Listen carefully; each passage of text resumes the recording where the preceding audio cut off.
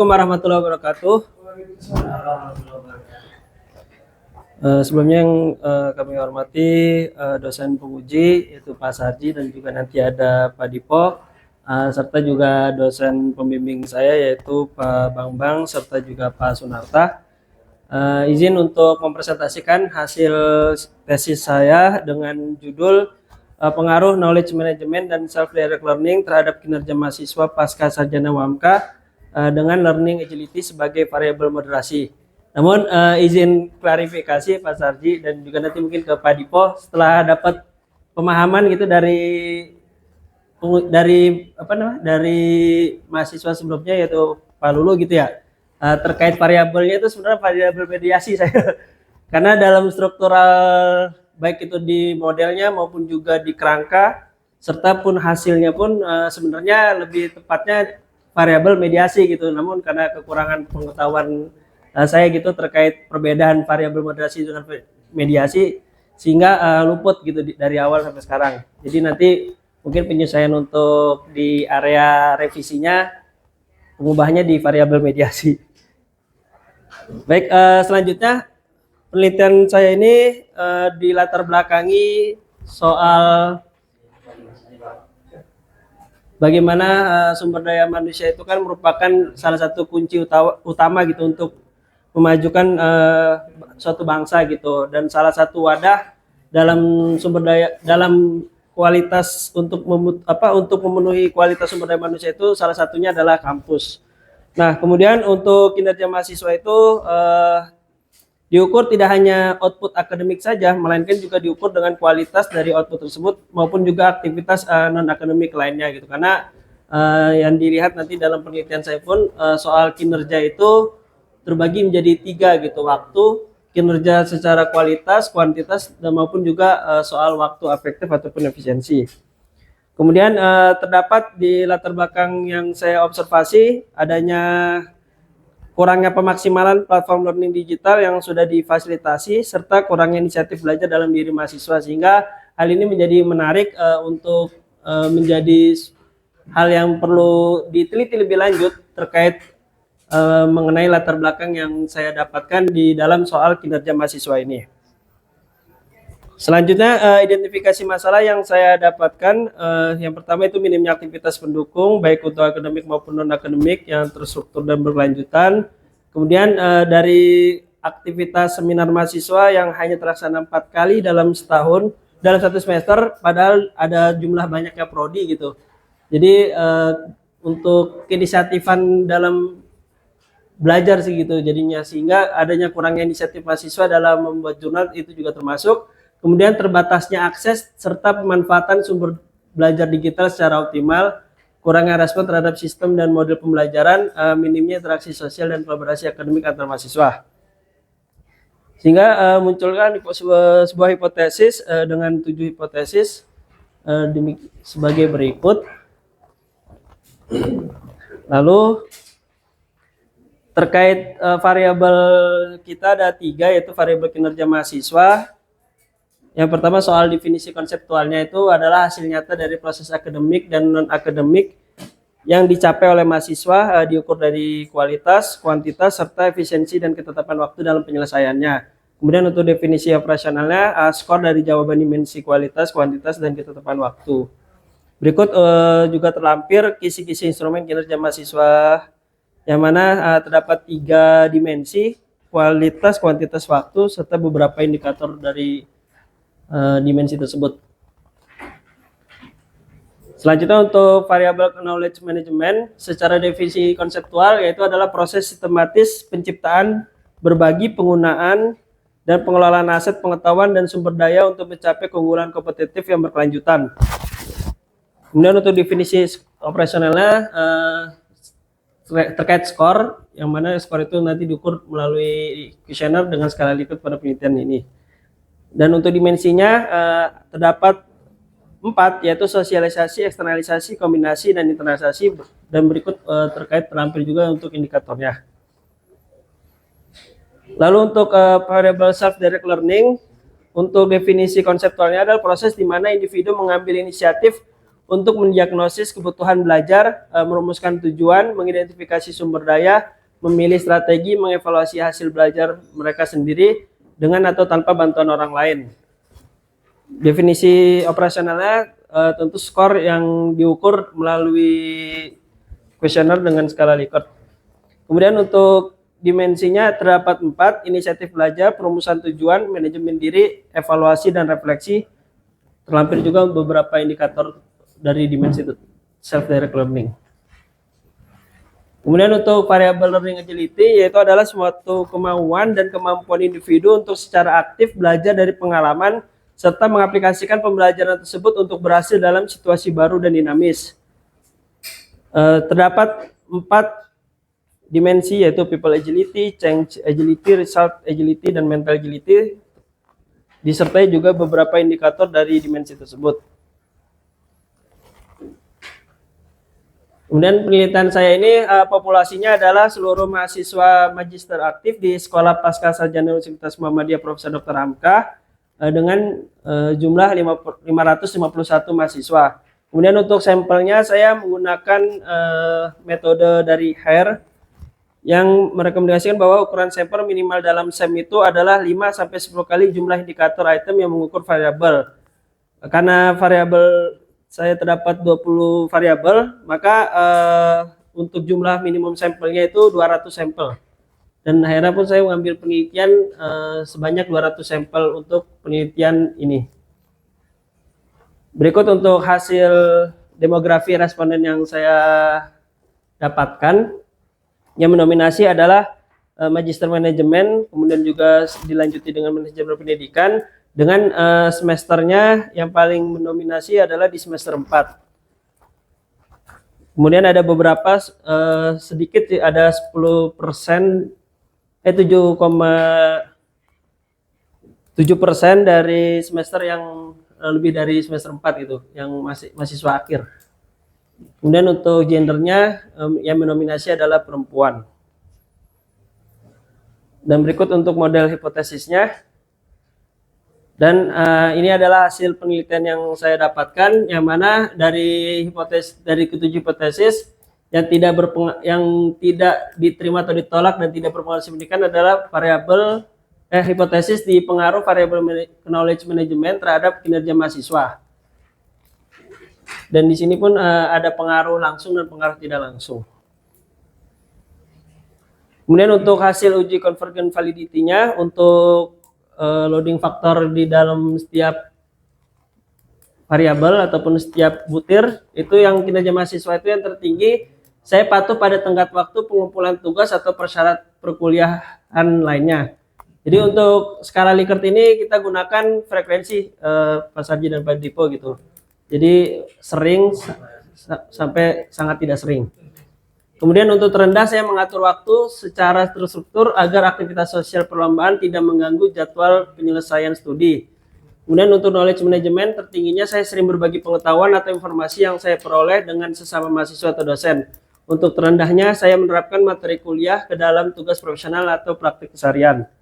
Lalu untuk variabel self-direct learning yang tertinggi saya memiliki strategi untuk mengatasi hambatan belajar yang saya temui. Untuk yang terendah, saya secara proaktif mencari sumber belajar tambahan di luar materi yang diberikan oleh dosen. Learning agility tertinggi, saya memiliki dorongan pribadi yang kuat untuk mencapai tujuan akademik, bahkan dalam situasi yang menantang. Kalau yang terendah, kehadiran saya mampu memotivasi dan menginspirasi rekan mahasiswa untuk berprestasi. Secara kesimpulannya, secara holistik, profil mahasiswa pasca sarjana menunjukkan karakteristik sosial administrator, yang mana tinggi terhadap jiwa sosialnya yang tuh sering berbaginya itu tinggi, dan juga secara administrasi kepatuhannya itu juga tinggi. Namun terdapat kekurangan di soal aspek intelektual, dilihat dari untuk bagaimana eksplorasi pengetahuannya serta kemampuan menginspirasi rekannya tergolong rendah. Kondisi ini mencerminkan paradoks sinergi akademik, yaitu tinggi secara administrasi tapi relatif rendah dalam aspek non akademik dan kualitas output intelektualnya. Kemudian learning agility ini juga sebagai penghubung kritis yang mentransformasikan pengetahuan dan kemandirian belajar menjadi kinerja akademik yang optimal. Kemudian untuk implikasi teoritisnya, penelitian ini menginformasi dan memperkaya teori self-determination dalam konteks pembelajaran pasca sarjana. Kemudian penelitian ini mengembangkan pemahaman akademis tentang peran learning agility sebagai variabel moderasi. Penelitian ini mengungkapkan kompleksitas hubungan antara knowledge management dan kinerja akademik, memberikan kontribusi metodologis dengan menguji secara empiris model integrasi yang menggabungkan knowledge management, self-learning, dan learning agility dalam menjelaskan fenomena kinerja mahasiswa pasca sarjana. Kemudian untuk implikasi praktisnya, untuk manajemen sekolah pasca sarjana UMK itu pengembangan sistem integrasi antara pembelajaran teoritis dan praktik profesional, kemudian pengembangan program peer mentoring yang memanfaatkan kemampuan mahasiswa dalam mengatasi hambatan belajar, kemudian transformasi penilaian akademik yang berfokus pada kualitas analisis daripada hanya aspek administrasi saja. Kemudian untuk dosen dan staf akademik, transformasi metode evaluasi dengan memanfaatkan kemauan mahasiswa untuk melakukan refleksi, terus pemanfaatan optimal forum diskusi yang terstruktur untuk mengembangkan kemampuan kolaboratif, terus pengembangan sistem review karya ilmiah peer-to-peer yang terstruktur, terus mahasiswa optimalisasi kekuatan manajemen diri untuk meningkatkan kualitas output akademik, pengembangan komunitas belajar tematik yang memanfaatkan budaya berbagi pengetahuan, kemudian peningkatan inisiatif eksplorasi sumber belajar tambahan dengan pemanfaatkan jaringan akademik. Lalu untuk sarannya yang bisa kami sarankan adalah pengembangan forum diskusi, kemudian program transformasi teori ke praktik profesional, pembentukan sistem reward untuk pencapaian non-akademik, kemudian transformasi metode evaluasi berbasis analisis kasus, pengembangan mekanisme review peer-to-peer untuk karya ilmiah, dan yang terakhir adalah pengembangan komunitas belajar mandiri. Mungkin cukup sekian presentasi hasil tesis saya. Kepada dosen penguji, apabila ada informasi ataupun diklarifikasi dipersilakan. Terima kasih. Wassalamualaikum warahmatullahi wabarakatuh.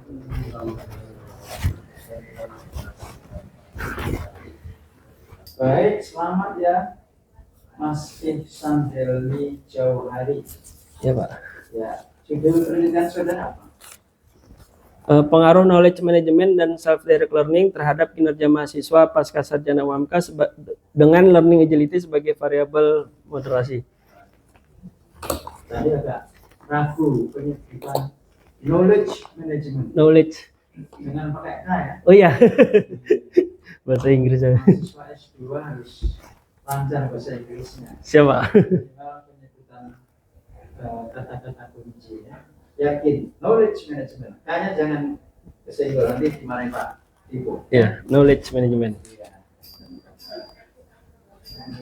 Oke, ini bagus sekali penelitiannya, berani ya, karena evaluasi atau koreksi dari UHAMK ya. Ya. Variabel-variabel pilihannya juga sangat bagus. Secara umum sukses ya, Pak Ihsan ini sudah sampai pada tahap ini. Beberapa hal yang perlu saya konfirmasi terkait apa yang Anda sampaikan. Pertama, alasan Anda mengambil judul ini apa?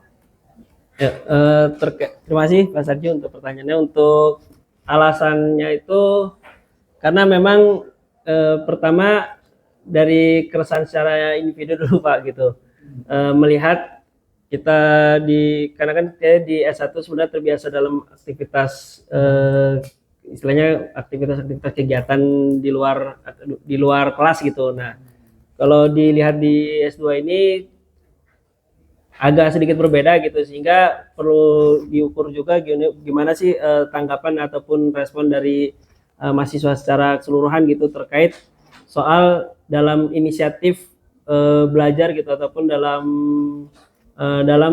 mengelola pengetahuannya gitu di dalam saat dia kuliah seperti itu sih Pak. Karena yang kita lihat kan kalau dari penelitian ini apa untuk soal kinerja mahasiswa itu kan diukurnya 3 gitu ya, kualitas, kuantitas maupun juga waktu. Nah, bagaimana dalam eksplorasinya itu bukan soal hanya IPK saja, tapi di dalam kinerja mahasiswa itu ada beberapa aspek juga di luar itu. Salah satu contohnya kan non akademik, kemudian juga kualitas secara outputnya di dalam hal di luar IPK itu apalagi gitu pengembangannya. Nah itulah yang jadi landasan ingin mengetahui lebih lanjutnya lagi realnya itu sebenarnya bagaimana sih di dalam kinerja mahasiswa UMK pasca sarjana itu dalam bentuk penelitian gitu Pak gitu. Mas Iksan Ya, S1-nya di mana? S1-nya UMK juga. Sangat berbeda waktu S1 dengan S2 UMK kegiatan Iya, mahasiswa kinerjanya ya.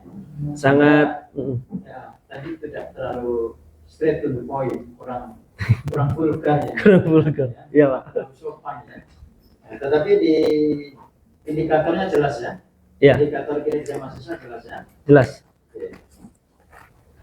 Tadi Anda menyampaikan di paparan saudara, salah satu indikator kinerja mahasiswa itu di S2 hanya 4 kali kegiatan seminar. Itu seminar apa saja? Seminar yang diadakan Selama Anda kuliah ya?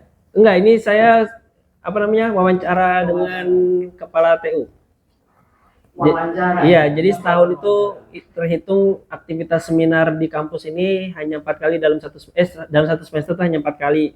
Padahal kalau misalnya kita ukur misalnya ya dalam prodi misalnya ada 10, berarti kan harusnya kalau misalnya setiap prodi seminar dalam mengadakan seminar 1 kali dalam mengadakan seminar dalam satu semester berarti kan minimal harusnya 10 gitu.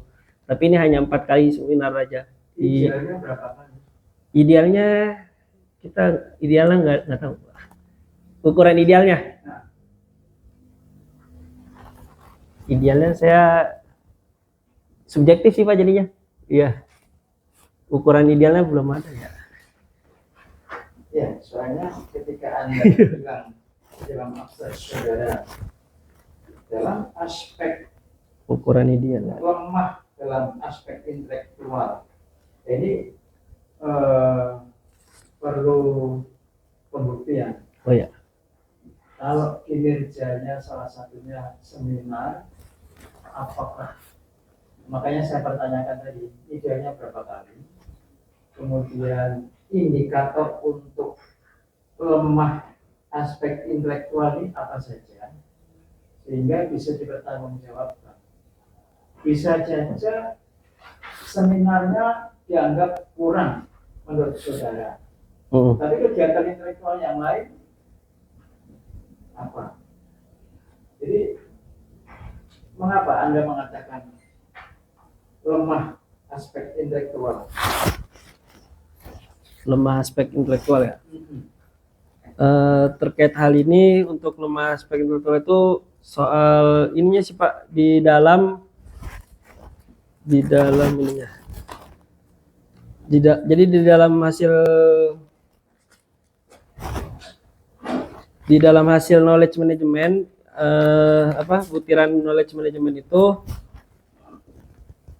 untuk salah satu aspeknya kan kalau misalnya ukuran kualitas kinerja itu bicaranya soal bagaimana pengaplikasian dalam ilmu yang kita miliki bisa teraplikasikan di dalam profesional kita gitu, di dalam aktivitas harian kita. Dan di dalam hasil penelitian saya ini di knowledge management di butiran saya menerapkan materi kuliah ke dalam tugas profesional ataupun praktik seharian itu yang paling rendah gitu Pak. Namun secara IPK, secara administrasi pembelajaran itu tinggi tetap di kampus kita. Bisa disebutkan dimensi variabel knowledge management itu apa saja? Dimensinya Ya. bisa. Sebutkan. Yang jadi penelitiannya Pak ya, butiran ya. Ya. Knowledge management itu pertama saya sering berbagi pengetahuan atau informasi yang Berapa? Dimensi instrumen knowledge management. Dimensi instrumen ya.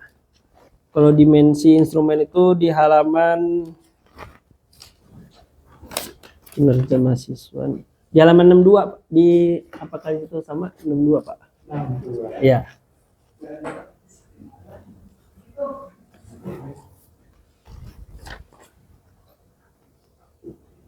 Apa aja itu? Dimensinya itu sosialisasi, berbagi pengalaman belajar dengan teman sekelas, diskusi kelompok seminar untuk saling tukar pengetahuan, meniru praktik baik dari dosen ataupun teman. Kalau untuk eksternalisasi, menuangkan ide gagasan dalam bentuk tulisan, menyampaikan gagasan secara lisan dalam diskusi seminar, membuat catatan yang dapat dipahami orang lain. Terus kombinasi, mengumpulkan informasi dari berbagai sumber, mengintegrasikan teori konsep dari literatur yang berbeda, menggunakan teknologi atau dokumen untuk menggabungkan pengetahuan. Internalisasi, menerapkan materi kuliah ke dalam praktik nyata, belajar melalui pengalaman langsung, merefleksikan pengetahuan baru agar menjadi keterampilan pribadi. Oke. Ya, Tadi Mas Iksan menyampaikan bahwa salah satu hal yang menjadikan kesimpulan bahwa lemah pada aspek intelektual itu dijawab dengan penerapan knowledge management iya. yang rendah. Sedangkan aspek lain ada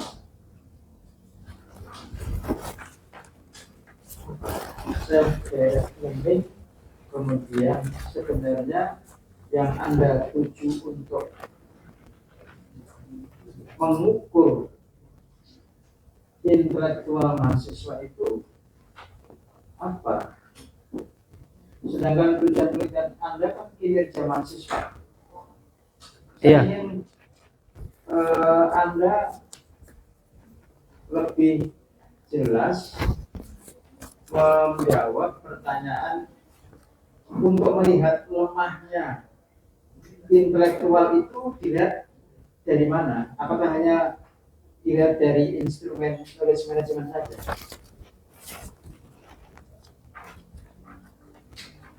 Oh ya, sebentar Pak. Silakan.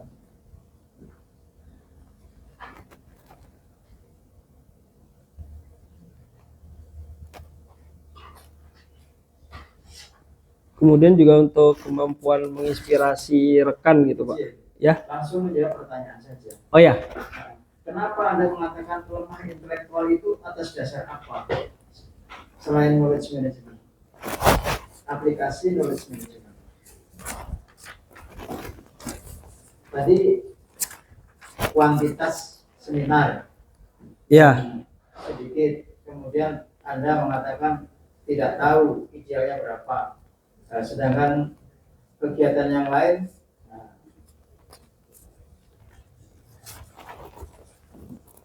gimana? Anda bisa menjawab lagi pertanyaan itu. Karena ini kesimpulan dari sebuah tesis dan harus dipertanggungjawabkan ini. Datanya harus ada, data dukungnya yang mengatakan bahwa lemah dalam aspek intelektual. Hanya di situ sih Pak ukurannya. Ya. Mudah-mudahan nanti Tinggal dicoba. baik. Teori-teori yang Anda gunakan sudah ada sintesanya? Ada Pak. Sintesanya itu yang jadi variabel yang definisi operasional, definisi konseptual saya. Itu hasil evaluasi dari seminar proposal tesis. Penelitian terdahulu? Penelitian terdahulu ada Pak. Ada ya? Ya, sebanyak 15. Novelty Anda atau kebaruan dari penelitian saudara terhadap penelitian terdahulu apa? Kebaruan. Iya. Adakah penelitian sebelumnya tentang hal ini? Ada. Tapi di UHAMKA belum ada ya? Iya, di UMK belum ada. Karena itu dianggap suatu hal yang baru. Oh ya, oke Pak. Betul. Betul Pak. Jadi kebaruan itu bisa dari metodologi, prosesnya, kemudian substansi, kemudian tempat, gitu ya? Iya, siap. Ya, sementara cukup. Ya Pak, terima kasih. Nanti terkait hal yang tadi saya coba dalemin lagi Pak. Barangkali nanti ada revisi untuk kesimpulannya. Ya. Ya, terima kasih Mas Ardi. Dua, yaitu saya bacakan dari huruf aja nggak sangka huruf. Kalau bacakan hurufnya cuma ada dua, yaitu amin. Sekarang pakai amin dan a plus. Beda nilainya hanya 0,05 ya selisihnya. Kalau di atas 0,5 dinaikkan, kalau di bawahnya jadi min, itu ke bawah, dibawahkan digunakan ke bawah. Ini alhamdulillah dari 8,5 13 orang yang tidak hadir satu. Ilham Matir itu KPN bukan? Bukan, jadi reguler ini. Oh iya, angkatannya Suryanto ini. Nggak hadir, mungkin mau mandiri barangkali ya, karena ketinggalan itu masuk ketinggalan. Yang A, saya bacakan contohnya amin dan terus saya bacakan saja. Dari 13 yang tidak hadir aturan, nilainya yaitu alhamdulillah lulus semua A. Alhamdulillah. Karena di situ ada amin dan A plus saja. Itu terdiri dari proposal tesis dan tesis yang diujikan tadi. Yang tesis segera direvisi, yang proposal juga segera direvisi. Hanya kuncinya revisi ya di situ. Yang proposal mau tesis. Dan itu tidak boleh lama-lama ya. Pak Direktur bilang 1 bulan, ini hanya kata revisi ini. Jadi revisinya masih itu saya lihat. Alhamdulillah sidang tesis gua berjalan lancar dan gua dapat nilai oke.